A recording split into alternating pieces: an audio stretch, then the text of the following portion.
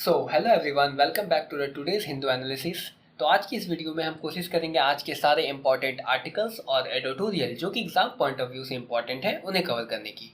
So without any further delay let's get started. तो हम लोग in total in and around 6 topics cover करने वाले हैं।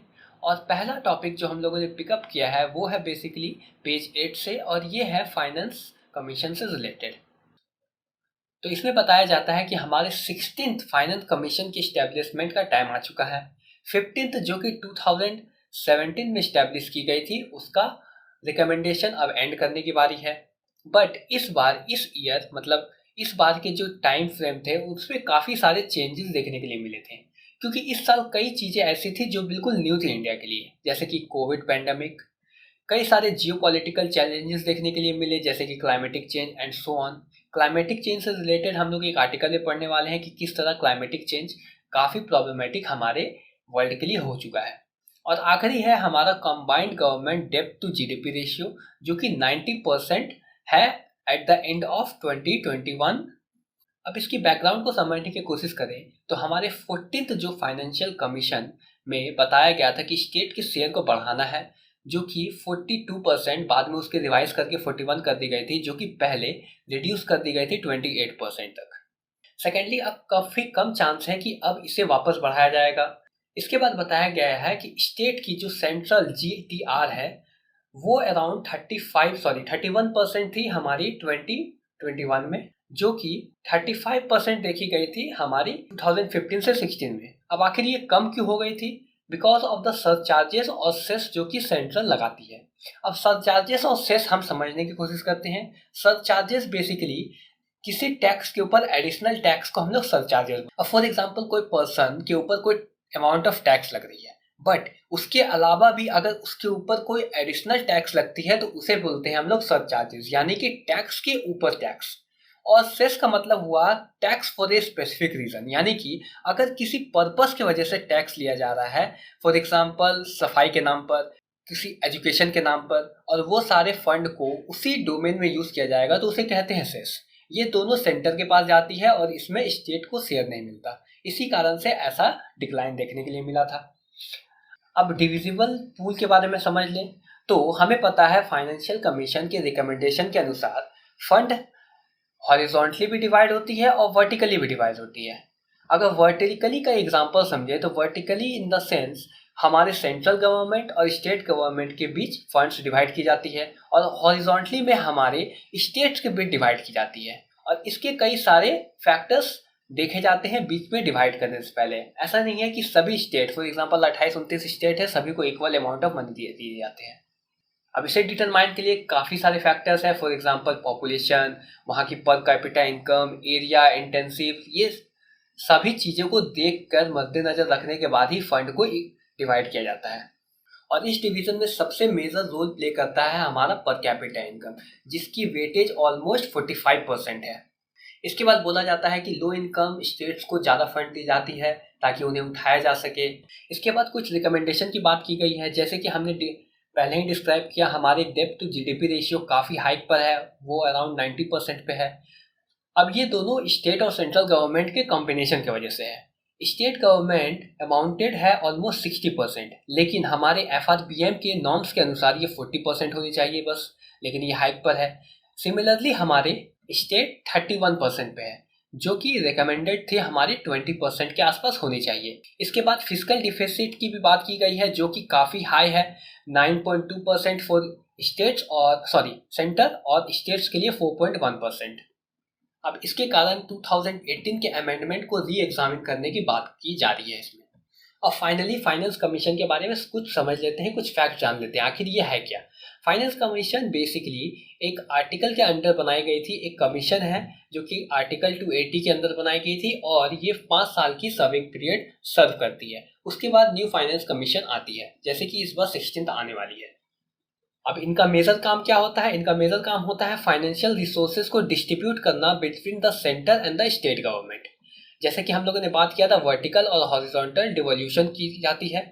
बट इनकी रिकमेंडेशन बाइंडिंग नहीं होती है। अगर ये कुछ रिकमेंड करते हैं तो ऐसा नहीं है कि उन्हें लॉ मान के बिल्कुल पूरा ही किया जाएगा, बट ऐसा बिल्कुल नहीं है कि अगर वो बाइंडिंग नहीं तो इस पर काम नहीं किया जाता। यूनियन गवर्नमेंट अगर उनके रिकमेंडेशन को एक्सेप्ट करती है तो वो प्रेसिडेंट को नोटिफाई करेगी, लेकिन अगर वो किसी भी रिकमेंडेशन को अप्लाई नहीं करती है तो भी उन्हें प्रेसिडेंट या पार्लियामेंट को रीजन बताना पड़ेगा कि आखिर क्यों ऐसा रिकमेंडेशन पे अप्लाई नहीं किया गया। तो इसके बाद पढ़ते हैं हम अपने अगले आर्टिकल की तरफ, जो है बेसिकली हमारा ग्लोबल वार्मिंग से रिलेटेड। ग्लोबल वार्मिंग और बॉइलिंग में थोड़ा सा अंतर है। जैसे कि हमें पता है कि अगर हम पानी को गर्म करें तो पहले तो वो वार्म होती है, अगर हम टच करें तो हल्का सा गर्म लगेगा, लेकिन कुछ समय बाद ही वो बॉयल करने लगती है। तो अभी का जो हमारा कंडीशन है वो ग्लोबल बॉइलिंग का पहुंच गया है। अगर डेटा की माने तो कहा जाता है कि जुलाई में अभी तक की सबसे ज़्यादा गर्मी पड़ी है। फॉर एग्जाम्पल जैसे कि बोला जाता है 12,000 ईयर में इतनी गर्मी आज तक नहीं पड़ी जो इस बार देखने के लिए मिल रही है। हमें ये भी पता है कि ये एक इल नैनो ईयर है, जिसके कारण ये एक गर्म ईयर भी साबित हो रहा है। और एवरेज टेम्परेचर अभी ऑलमोस्ट 16.95 पहुंच चुकी है, जो कि 0.2% ज़्यादा वार्मर है हमारे 2019 से। और ये 174 ईयर के ऑब्जर्वेशन का सबसे गर्म महीना साबित होता है according to the European Union. अब इसकी कंसर्न की बात करें तो जैसा कि हमें पता है ये एक इल निनो ईयर है। कंसर्न में हमारा चाइना के नॉर्थ वेस्ट की टेम्परेचर ऑलमोस्ट 52 डिग्री सेल्सियस तक पहुंच गई है। हम लोगों ने कई सारे आर्टिकल्स में वाइल्ड फायर को भी कवर किया है, हर जगह हम लोग वाइल्ड फायर देख रहे हैं। ग्रीस में भी रिसेंटली हम लोगों ने वाइल्ड फायर देखा है, कनाडा में भी सिमिलर ऑकरेंस देखे जाते हैं। उसके बाद baking heat in United state generally south west में, और इनइक्वल रेन हमारे इंडिया में भी जैसा कि हम लोगों ने देखा है।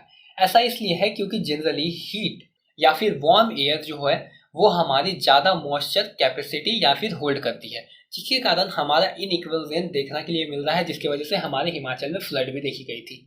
अब सॉल्यूशन की बात करते हैं तो सबसे पहले हमें ग्लोबल टेम्परेचर को लिमिट करना है ऑलमोस्ट 1.5 डिग्री। जैसा कि हम लोगों ने पिछले वीडियो में भी कवर किया था, अगर ये 2 डिग्री सेल्सियस के पास जाता है तो ये ऑलमोस्ट इरिवर्सिबल हो जाता है, इसलिए हमें इसे लिमिट करना है 1.5 तक ही। इसके बाद बोला जाता है कि वर्ल्ड लार्जेस्ट इकोनॉमी को अपने एमिशन को कट करना चाहिए।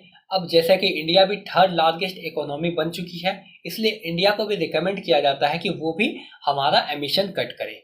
जैसा कि इंडिया ने पहले ही टारगेट लिया है कि वो अपने कार्बन एमिशन को नेट जीरो कर देंगे बाय 2070, बट ये रिकमेंडेशन है कि उन्हें यह कम करके 2050 तक ही कंप्लीटली इन्हें नेट कार्बन जीरो को अचीव करना चाहिए। ये भी बताया जाता है कि 2040 तक उन्हें सारे के सारे फॉसिल फ्यूल को बंद करना, यानी कि फॉसिल फ्यूल का यूज़ करना बंद कर देना चाहिए, तभी ये 2050 तक पॉसिबल भी हो पाएगा। अब बात करते हैं क्लाइमेट टिपिंग पॉइंट की। जैसा कि हम लोगों ने पहले भी डिस्कस कर लिया है कि ये एक ऐसा पॉइंट है जिसके बाद हमारा क्लाइमेटिक कंडीशन को वापस लाना इम्पॉसिबल हो जाता है। अब यहाँ पे जैसे कि डेटा दी गई है, जैसे कि ये है हमारा कुछ प्लेसेस के नाम जहाँ पे ऑलरेडी कंडीशन काफ़ी ख़राब हो चुकी है। जैसा कि 2% को बेंचमार्क मांगा गया है कि अगर इसके पार पहुँचती है तो सारी ऑलमोस्ट मेजर कंट्रीज़ में ये टेम्परेचर इस कदर पहुंच जाएगी कि इसके बाद इन्हें वापस नहीं लाया जा सकता। इसके बाद यह भी बताया गया है कि गल्फ ऑफ स्ट्रीम जो हमारी ओशनिक करंट थी वो भी कोलैप्स कर रही है।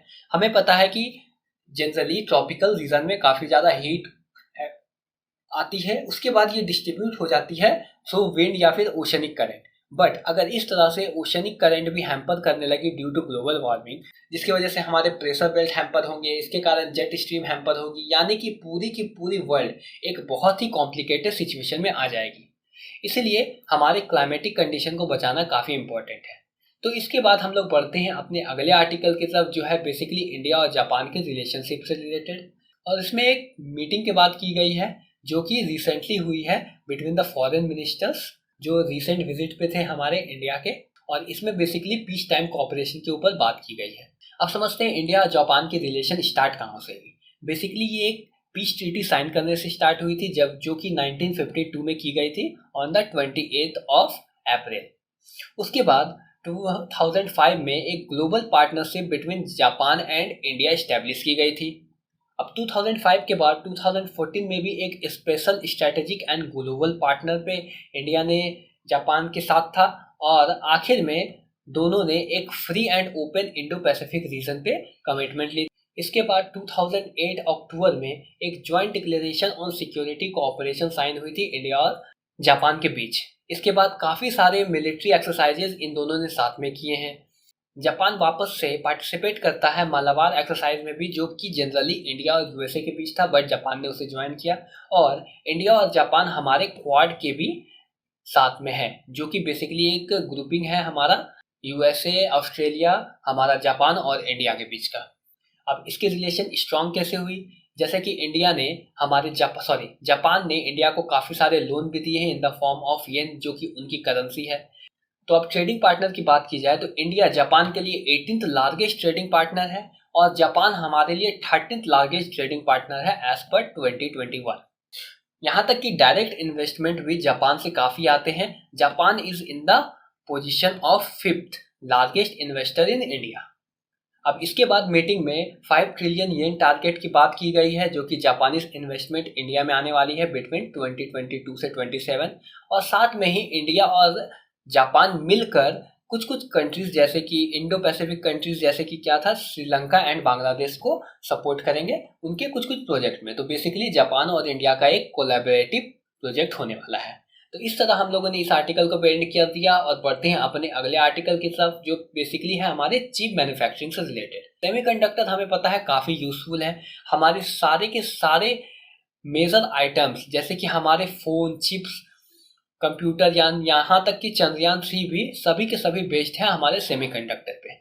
तो अब सेमीकंडक्टर के बारे में जान लें तो बेसिकली इनकी कंडक्टिविटी लेवल इंसुलेटर और कंडक्टर के बीच होती है। उसके बाद सेमीकंडक्टर बनाए कैसे जाते हैं? कुछ कुछ प्योर मेटल है जैसे कि सिलिकॉन और जर्मेनियम, इनसे सिलिकॉन मेटल बनाए जाते हैं।